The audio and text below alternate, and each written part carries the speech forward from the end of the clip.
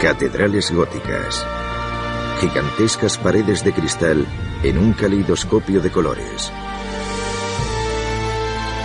Rodeadas de una telaraña de sillería y coronadas por inquietantes gárgolas. Estos rascacielos de piedra dominaron los cielos durante casi 1000 años.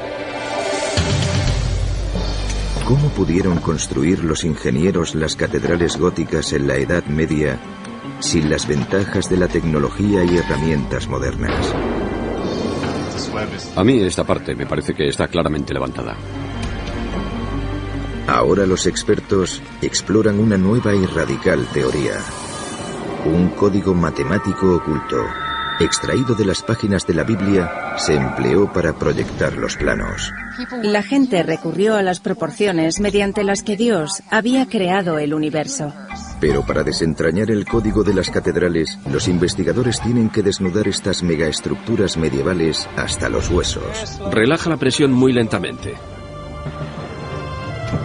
Tienen que averiguar cómo las catedrales pudieron alcanzar una altura tan espectacular y cómo algunas estuvieron a punto de desmoronarse.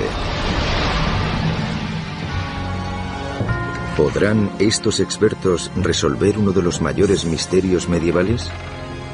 ¿Cómo se las ingeniaron para construir las catedrales góticas?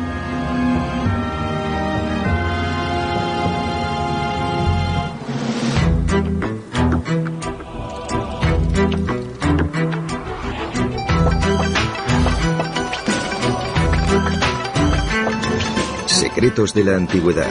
Los secretos de las catedrales. En los albores de la construcción de catedrales, a finales de la Edad Media, alrededor del siglo XII, trabajar la piedra era una labor muy difícil. Nadie lo sabe mejor que estos artesanos modernos.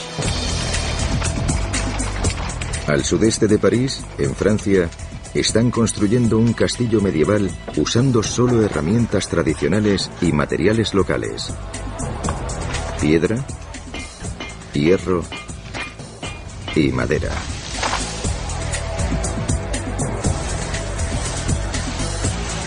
Están redescubriendo los mismos métodos empleados para construir las catedrales góticas.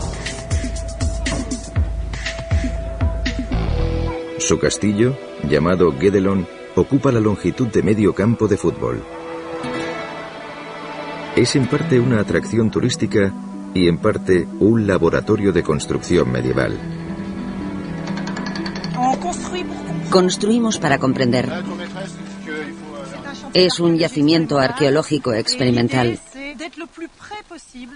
La idea es acercarnos lo más posible a la realidad de las obras de construcción medievales.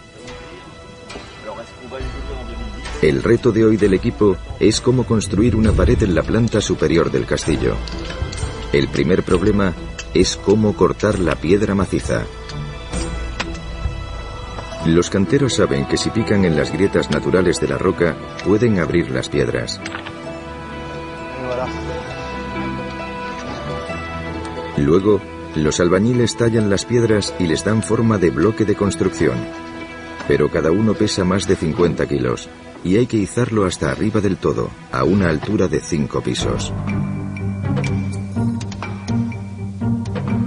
A través de manuscritos medievales, el equipo ha descubierto que los obreros de la época de las catedrales convirtieron una antigua máquina de guerra romana en una especie de grúa.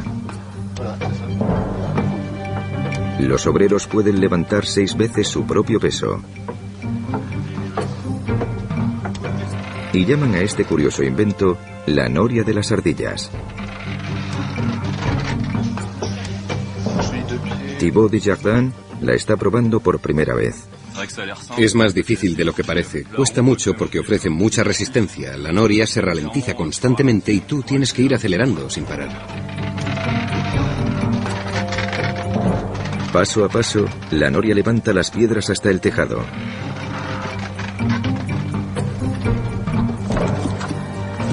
Mientras tanto, otro equipo mezcla el mortero. Es una receta largo tiempo perdida de piedra caliza quemada y arena. El mortero iguala los huecos entre las piedras, pero no es un super pegamento. Es un mortero que se seca muy despacio. De hecho, dentro de estas paredes hay muy poco aire y el mortero podría tardar más de 1000 años en secarse por completo. En lugar del mortero, lo que mantiene unidas las piedras es algo mucho más básico. La presión, el peso del castillo. 60.000 toneladas mantienen cada piedra en su sitio. Pero cada capa de piedra tiene que estar nivelada o la pared entera se vendrá abajo. En épocas pregóticas, la única forma de construir en altura era mediante gruesos muros. Y como resultado los edificios eran voluminosos y oscuros. Luego, todo cambió.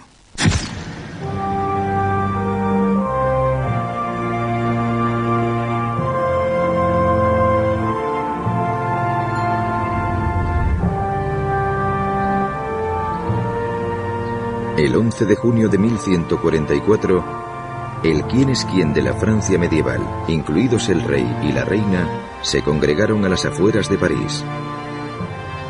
Aquí, en Saint-Denis, la iglesia oficial regia, presenciaron una revolución de la ingeniería.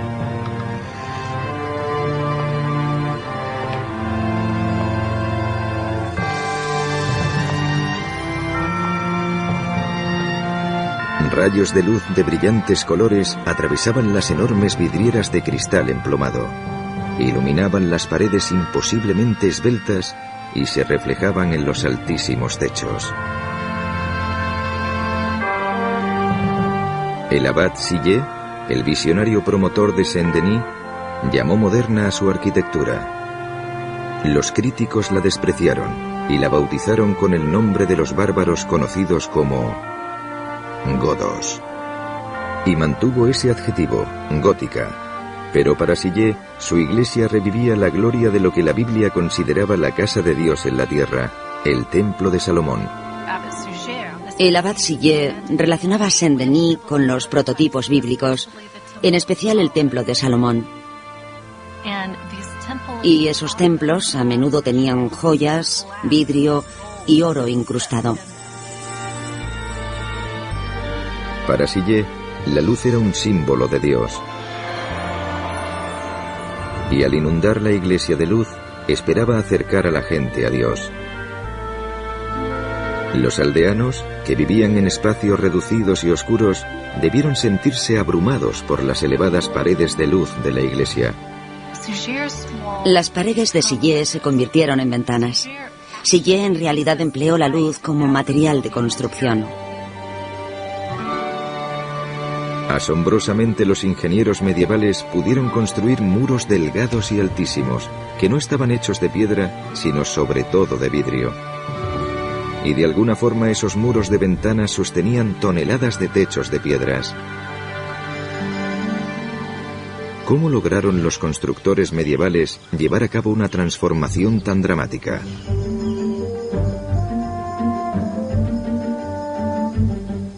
La respuesta puede hallarse en esta capilla, que se encuentra a medio camino entre los muros gruesos y voluminosos de Guédelon y las paredes altas y esbeltas de Saint-Denis.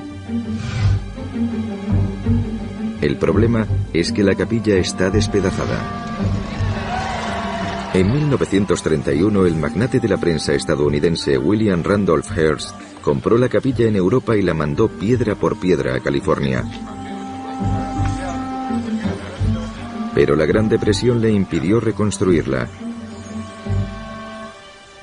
Hoy, esa es la labor de Frank Helmholtz, en Vaina, California. Es un maestro cantero que ha trabajado en las catedrales francesas. En los últimos 7 años han reconstruido los muros exteriores de la capilla. El equipo ha descubierto que la capilla se había levantado con 2 técnicas de construcción distintas. La parte de atrás de la capilla es del estilo anterior, el románico, más grueso y voluminoso. Las ventanas redondeadas no dejan entrar mucha luz porque tienen que ser pequeñas y estrechas para soportar el peso del muro.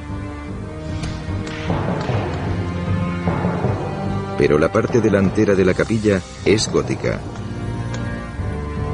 Es similar a las catedrales.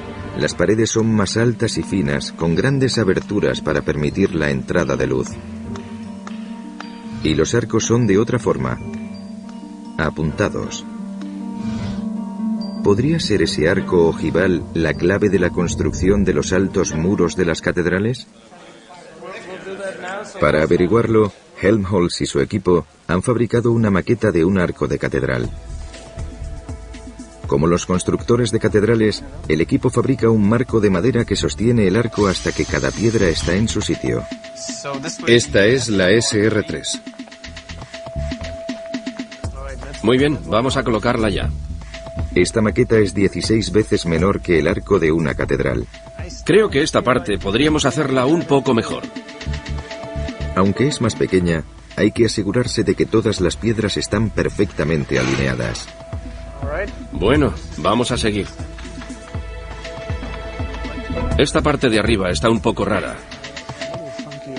Vamos a poner 2 más en este lado. Aquí, donde las piedras comienzan a ir en diagonal, entra en juego la gravedad, introduciendo una presión conocida como línea de tensión. En un arco romano de medio punto, la línea de tensión se dirige hacia los lados y separa los pilares.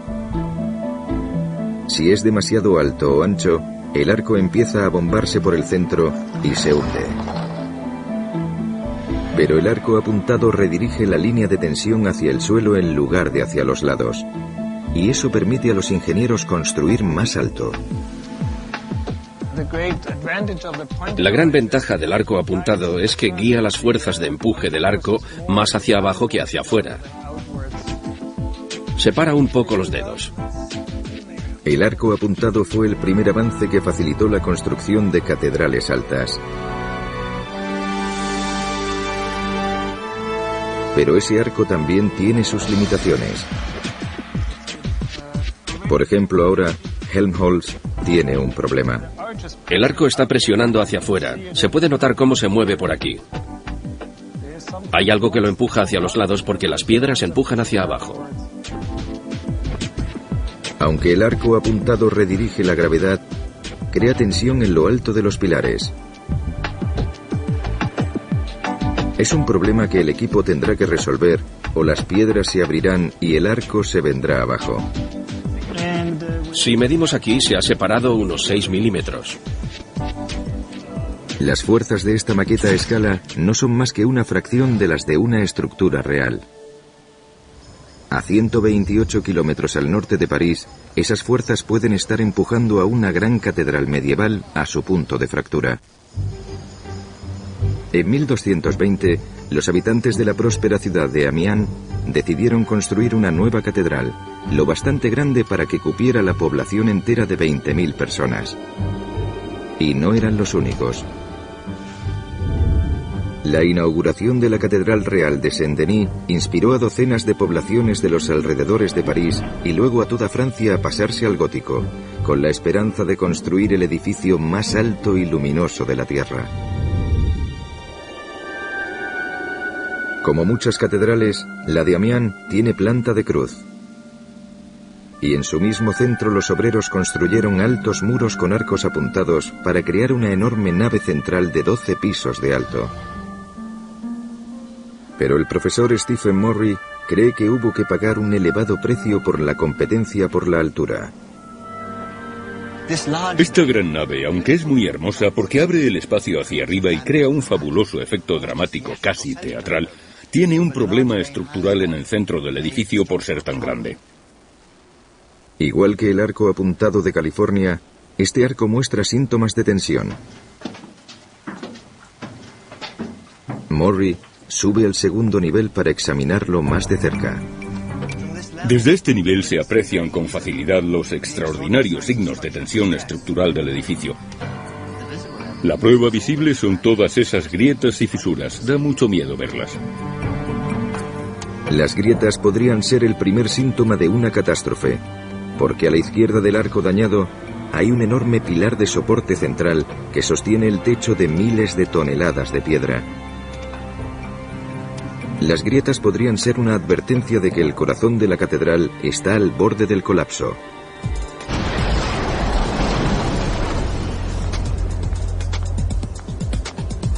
Murray tiene prisa por investigarlo.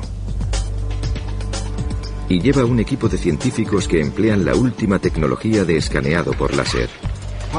Esta máquina nos puede proporcionar una visión completa de la estructura. Nos mostrará las deformaciones del edificio y empezaremos a comprender sus problemas estructurales. Murray recurre a la ayuda de Andrew Tallon, un experto en arquitectura medieval, para escanear todos los recovecos de la Catedral de Amiens. Envía un pequeño rayo láser desde su ojo y mide miles de veces por segundo la distancia entre él y cualquier cosa con lo que choca. Y recorre la pared lentamente tomando todo tipo de medidas que luego quedan representadas en 3 dimensiones mediante una serie de coordenadas X, Y y Z. Ahora tenemos que medir la altura. Ya estamos realizando la maqueta. Está apuntando en esta dirección. En solo cuestión de minutos, el láser escanea todo el espacio central de la Catedral de Amiens. Este es el momento más emocionante del escaneo, cuando comienza a aparecer el edificio. Es una maqueta tridimensional altamente precisa, una catedral virtual. ¿Pero puede revelar los problemas estructurales que acechan a Amiens? Los edificios son traviesos, se portan mal. Los arcos intentan empujar hacia afuera y el edificio a veces es culpable de la mala conducta que puede producir el derrumbe. Para comprender ese mal comportamiento, Murray y Tallon realizan un análisis estructural de vuelta en su laboratorio de Nueva York. Es una nueva herramienta para comprender con exactitud lo que pasa. Es una imagen maravillosa. Se centran en los pilares centrales en busca de señales de daños. Podemos medir la distancia a distintos niveles de altura y empezaremos por la base. Miden la distancia entre los pilares a 3 niveles. Si los pilares están rectos, la distancia debería ser la misma. Tomaremos la medida del punto más bajo, que es 11,6 metros, como medida de referencia. Si subimos 2 o 3 metros por encima, la medida es 11 metros y medio. La diferencia es de 10 centímetros. Es considerable. Es una distancia considerable. La maqueta muestra de inmediato que los pilares no están rectos. Pero es todavía peor. Vamos a subir a lo más alto del edificio y medir la distancia justo bajo los capiteles. Seleccionaremos un punto aquí y uno justo al otro lado. La distancia es de 11,7 metros, así que estamos hablando de una diferencia de 20 centímetros. La maqueta del láser revela que los arcos se mueven en 2 direcciones distintas, hacia adentro por abajo y hacia afuera por arriba. En ambos casos, las piedras de los arcos circundantes están empujando hacia afuera y ejerciendo presión sobre los pilares. Es la receta de un desastre.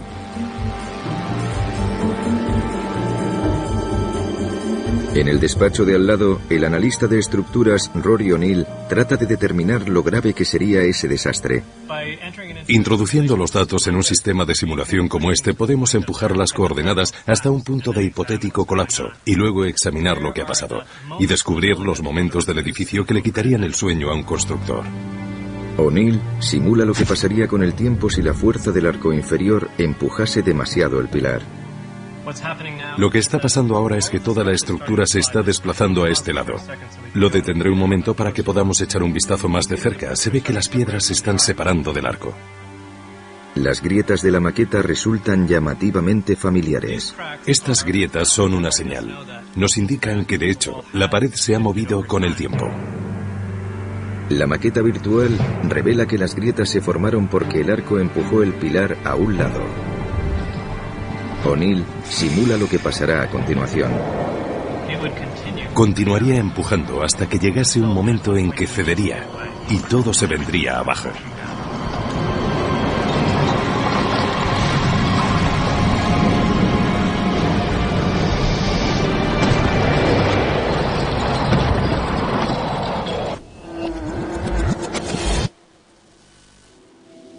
La raíz del problema está en las tensiones lineales del arco. No podemos ir más lejos por este lado. Es el mismo problema que Frank Helmholtz tiene que resolver en California con su arco apuntado. La línea de tensión baja por aquí y empuja hacia afuera. Este arco está diseñado para contrarrestar eso. Si el equipo retirase ahora mismo el marco de madera, el arco se hundiría, porque la tensión lineal empuja estas dos piedras hacia afuera. Helmholtz tiene que contrarrestar esa fuerza y construye un brazo de apoyo para contenerla. Así es como va. La línea de tensión baja por aquí y empuja hacia afuera. Este arco está diseñado para contrarrestar eso. Esta ingeniosa solución se denomina arbotante. Y para cumplir su función, el arbotante tiene que estar bien colocado. Si el arbotante se coloca demasiado alto, entonces todavía existe la posibilidad de que se venga abajo por aquí. Y si se coloca demasiado bajo, el arco puede fallar por aquí arriba. Lo más importante es que esté colocado a la altura precisa. Vamos a quitar estas dos piezas laterales. Es el momento de la verdad. Helmholtz está a punto de averiguar si el arco de piedra se sostiene solo sin ningún tipo de mortero. Su equipo retira lentamente el soporte de madera llamado cimbra. Relaja la presión muy lentamente. Muy bien, parece que está bien. Yo voy a hacer lo mismo y soltarlo. Parece que no hay movimiento. Tiene muy buena pinta. Resulta emocionante ver que funciona. Siempre es un milagro ver el arco finalmente liberado de la cimbra.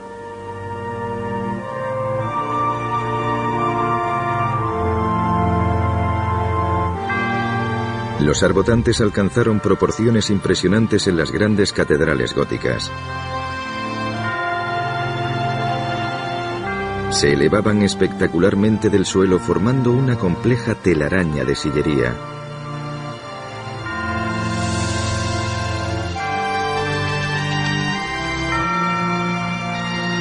Junto al arco apuntado, el arbotante fue la segunda innovación del gótico que permitió a los arquitectos medievales captar la luz del cielo y alcanzar alturas celestiales.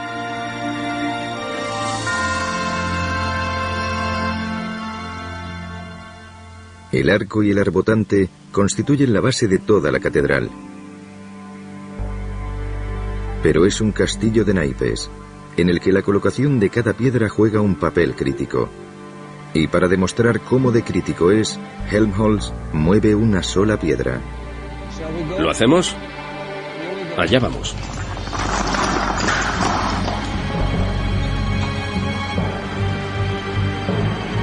Sin el arbotante para contrarrestarla, la fuerza lateral empuja el pilar hacia afuera y la estructura se derrumba.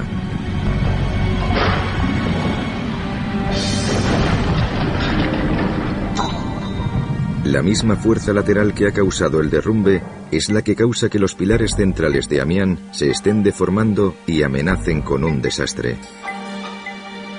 Sin embargo, para sostener el arco de lo alto de los pilares centrales, los arquitectos de Amiens también construyeron un arbotante por fuera. Entonces, ¿qué ha fallado? De vuelta en el laboratorio de la Universidad de Columbia, Stephen Morry y Andrew Talon lo investigan. Su maqueta en 3D revela de inmediato un error crítico. El arbotante exterior no está en el lugar adecuado. Lo colocaron muy alto, demasiado arriba. Es decir, el arbotante no está sirviendo de nada. Los constructores originales colocaron demasiado alto el arbotante para contrarrestar la fuerza del arco del techo que empuja hacia afuera. Y más de 2 siglos después, un maestro cantero tuvo que arreglarlo. Añadió otro arbotante más sólido, que colocó debajo del original, donde le proporcionaba un mejor soporte. El segundo cantero, en cierto modo, salvó el edificio. El arbotante inferior tiene el aspecto que debería tener un arbotante, parece sólido. Es una gran estructura maciza. Es un buen soporte. Con los nuevos arbotantes en su sitio, los constructores medievales estabilizaron la pared superior. Pero seguía sin existir soporte en la pared inferior, por lo que el muro comenzó a agrietarse. Al final de la Edad Media, la gente se moría de miedo cuando veía las enormes grietas que se abrían en los arcos. Los constructores medievales de Amiens tuvieron que encontrar la forma de sostener el pilar antes de que se hundiera. Desesperados, los arquitectos se salieron de la norma gótica de construir en piedra. Recurrieron al metal. El metal rara vez se había usado como material de construcción porque los herreros no disponían de una técnica para hacerlo lo suficientemente largo o grueso. Y forjar hierro era un proceso lento. Tenía que martillearse a mano.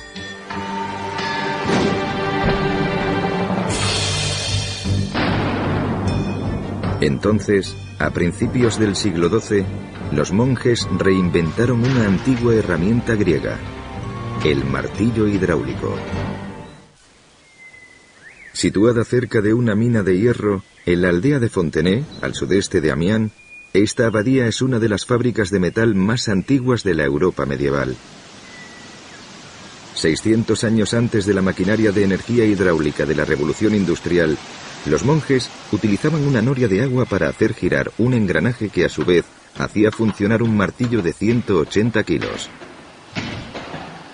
Entonces los obreros pudieron producir hierro resistente con rapidez y en cantidad suficiente para su empleo en grandes edificios.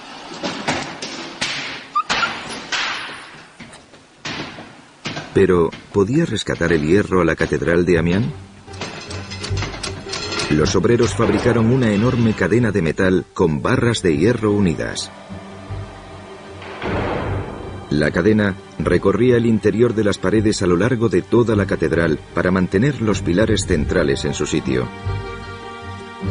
La cadena se instaló al rojo vivo para que se contrajera y tirase hacia adentro.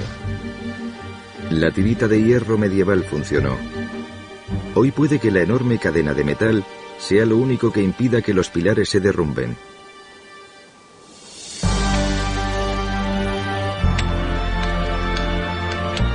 Tal vez el hierro salvase a Amiens, pero en el fondo el verdadero logro del gótico es el dominio de la arquitectura en piedra. Gracias al arco apuntado y al arbotante, fue posible construir estos muros majestuosos inundados de luz.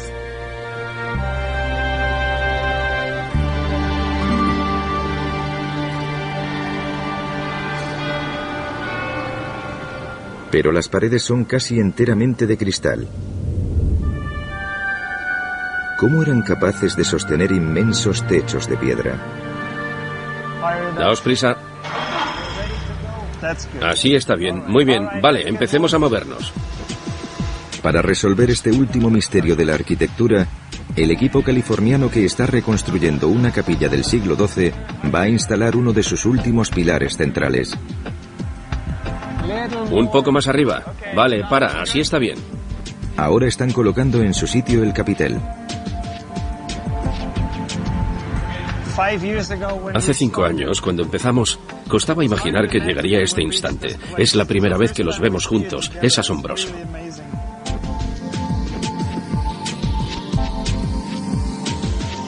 Doce pilares sostendrán el techo de piedra. Y al lado, otro equipo está construyendo el techo por secciones. Arrían cuidadosamente la pieza final, la clave, y la colocan en su sitio. Tienen que asegurarse de que todo encaja perfectamente después de 800 años.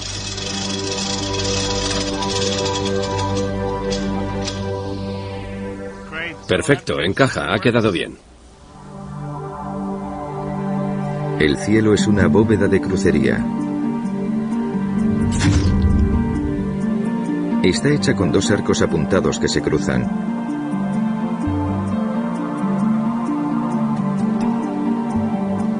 La bóveda de crucería traslada el peso del techo a los pilares para que los muros no sostengan la carga.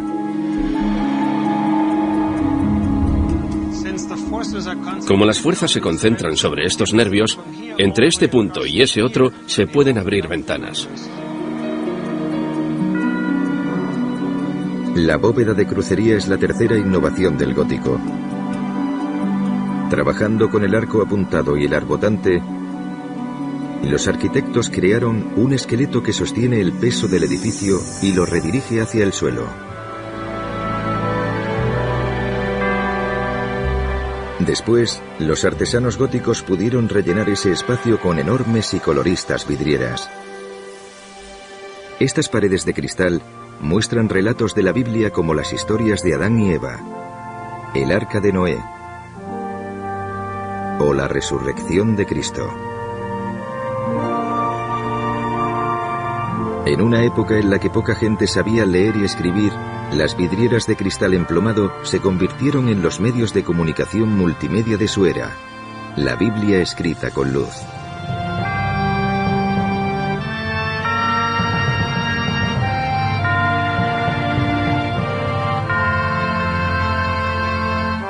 Esos vastos espacios, rodeados de altas paredes y luz de colores, elevaban la mente medieval más allá de la suciedad y la oscuridad de la vida diaria, y producían un efecto sobrenatural.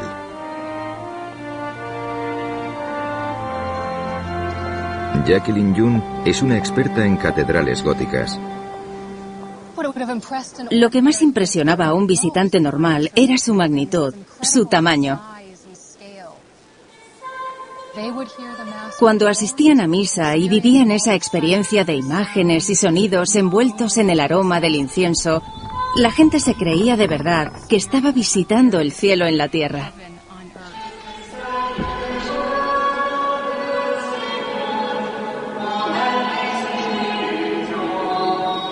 El propósito de esos inmensos espacios sagrados era espiritual.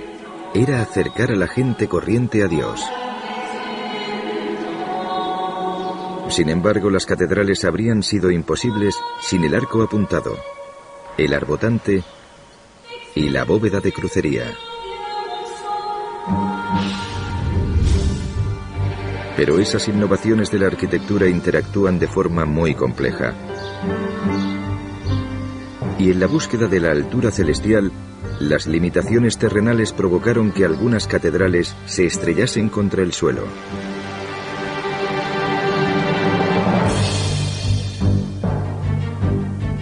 Mientras la catedral de Amiens estaba en obras, a solo 50 kilómetros de distancia, los habitantes de Beauvais también querían construir su propio rascacielos de piedra, más alto y más hermoso que el de sus vecinos.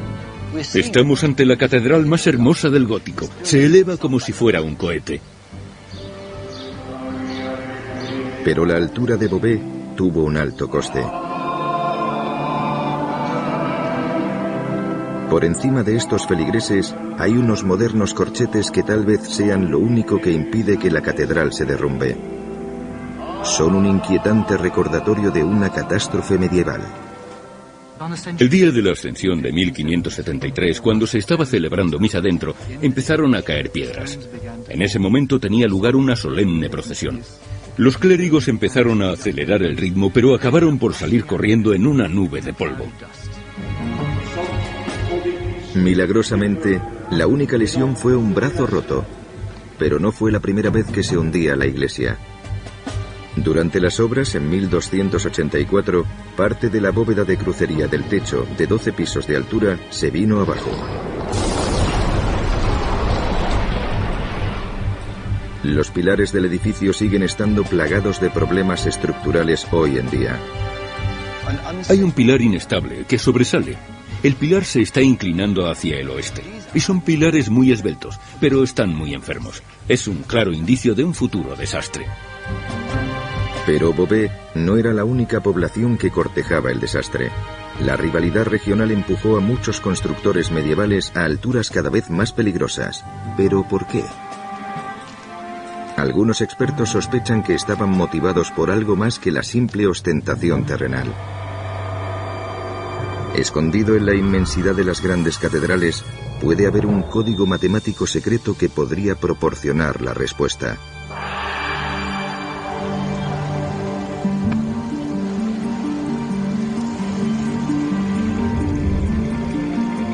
En Notre Dame de París, tal vez la catedral gótica más conocida, Stefan van Lieferinck, un físico reconvertido en historiador del arte, usa un escáner de láser para investigar. Mide la altura de los dos niveles de la iglesia. Cada uno mide 9,98 metros. Pero los constructores medievales usaban una unidad de medida distinta. Si se convierte a pies, que era la unidad de medida medieval, el nivel inferior mediría unos 30 pies y el nivel superior otros 30 pies. La altura combinada son 60 pies. Las cifras 30 y 60 resultan extrañamente familiares a Van Lieferinck. En una de las bibliotecas más antiguas de Francia, la Bibliothèque Mazarin, examina un libro medieval escrito por el sacerdote a cargo de la construcción de Notre Dame. Lo que tenemos aquí es un manuscrito de finales del siglo XII, un texto escrito por el canciller de Notre Dame, Peter Comestor. Se llama Historia Escolástica, y el sacerdote lo escribió durante la construcción de la catedral. Se centra en un pasaje del Antiguo Testamento, una descripción detallada del Templo de Salomón en Jerusalén, al que la Biblia se refiere como la casa de Dios en la tierra. Y Van Lieferinck ha encontrado una pista inquietante. Medía 30 codos hasta el primer piso, sobre el cual se levantó una segunda morada hasta el segundo piso, también de 30 codos. El manuscrito revela que para los constructores de la Catedral de Notre Dame, las dimensiones del Templo de Salomón eran extremadamente importantes.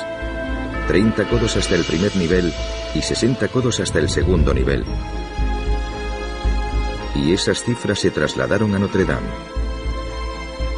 Es una correspondencia muy interesante, una correspondencia muy intrigante. ¿Son esas cifras pura coincidencia? ¿O codificaron intencionadamente los constructores medievales los números sagrados de la Biblia en sus catedrales?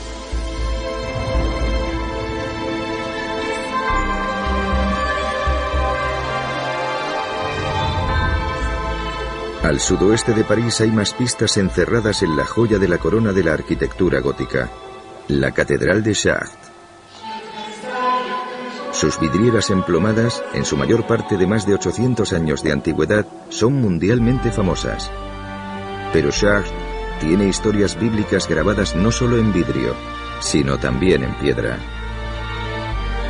Estas complejas estatuas exteriores son emblemáticas de las catedrales góticas, floridos detalles finales que docenas de escultores tardaron décadas en terminar.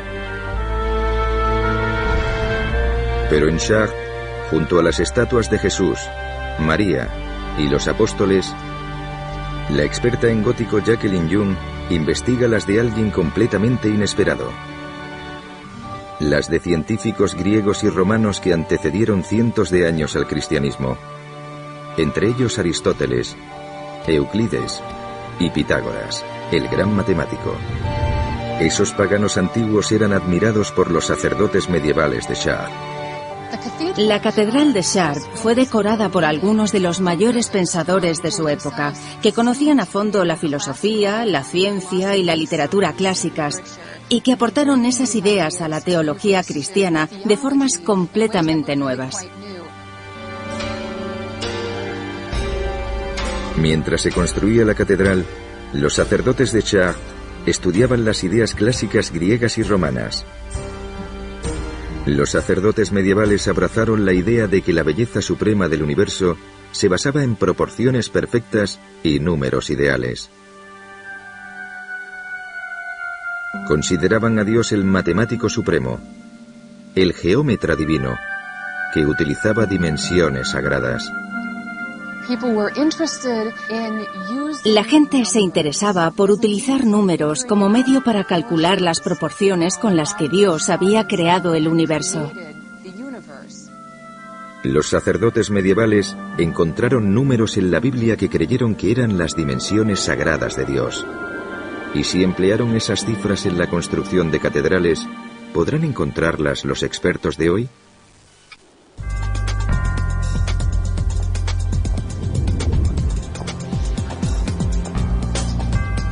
A la caza de dimensiones divinas, Stephen Morry regresa a Amiens, donde los constructores salvaron la catedral con una cadena de metal. Comienza midiendo la zona del mismo centro del crucero, donde los 4 pilares centrales forman un cuadrado. El código geométrico en el que se basa la forma de este edificio incluye un gran cuadrado justo en medio.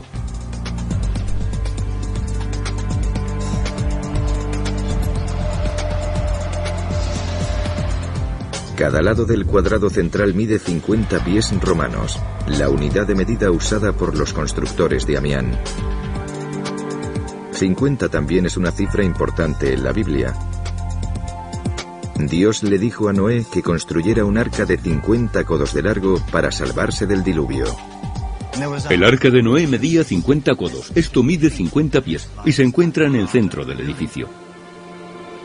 Como en Notre Dame, parece que los arquitectos de Amián codificaron una medida de la Biblia en su catedral.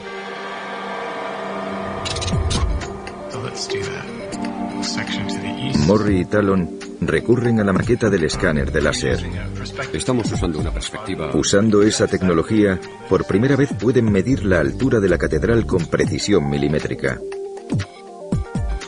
Vamos a ver si podemos escoger una de las claves y dibujar una línea hasta el suelo. Muy bien, así obtendremos la distancia hasta el pavimento. La distancia es de 42,55 metros. Una operación matemática convierte las unidades modernas en medidas medievales y da como resultado otra cifra divina: 144. En el Nuevo Testamento el cielo se llama la ciudad de Dios y su altura es 144. Esto es el libro de las revelaciones, la visión de San Juan el Divino. Cuando Juan mide la ciudad, descubre que son 144 codos. Asombrosamente, en la ceremonia de consagración de la Catedral de Amián, el obispo leyó en voz alta el mismo pasaje del libro de las revelaciones que describe la altura divina: 144. Nos encontramos con un edificio en el que claramente una cifra expresa algún tipo de objeto de deseo. Querían el 144.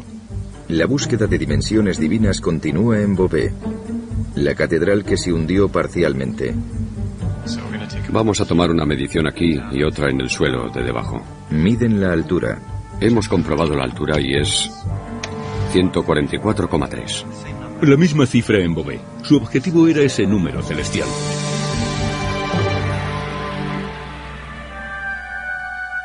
Los constructores de Beauvais y Amián utilizaron la altura de la ciudad celestial de Dios en la Biblia para diseñar la altura de sus catedrales. Junto al hallazgo del templo de Salomón codificado en Notre Dame y el arca de Noé en Amián, los expertos han descubierto pruebas concluyentes de que algunos arquitectos medievales emplearon medidas de la Biblia para proyectar los planos de sus catedrales. Incluso la planta de las catedrales es el máximo símbolo de salvación cristiano: el crucifijo. Un edificio es un vehículo, te transporta a otro sitio. Y una catedral, un medio, un transporte, nos lleva al cielo.